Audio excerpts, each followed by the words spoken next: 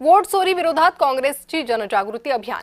Local प्रवासातून युवक काँग्रेस जनजागृती करते, तर वोट चोरी विरोधात आंदोलनात सक्रिय सहभाग घ्या। नागरिकांना मुंबई युवक काँग्रेसने हे आवाहन केलेले आहे। मुंबई युवक काँग्रेसच्या अध्यक्षा झीनत शबरीन आणि पदाधिकाऱ्यांनी आज घाटकोपर ते साकीनाका मेट्रो आणि अंधेरी ते गोरेगाव लोकल रेल्वे मार्गावर मेट्रो आणि लोकलमध्ये प्रवास करून प्रवाशांशी संवाद साधत लोकसभेतील विरोधी पक्षनेते राहुल गांधी निवडणूक आयोग आणि भाजपच्या वोट चोरीचा पर्दाफाश करतायत असं म्हटलंय आणि याबाबतची माहिती पत्रक वाटून लोकांमध्ये जनजागृती करत वोट चोरीची माहिती दिलेली आहे।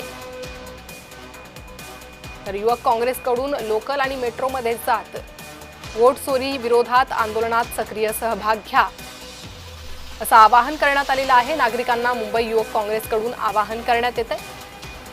लोकल प्रवासातून या संदर्भात जनजागृती करण्यात येत असल्याचं काँग्रेसचं म्हणणं आहे।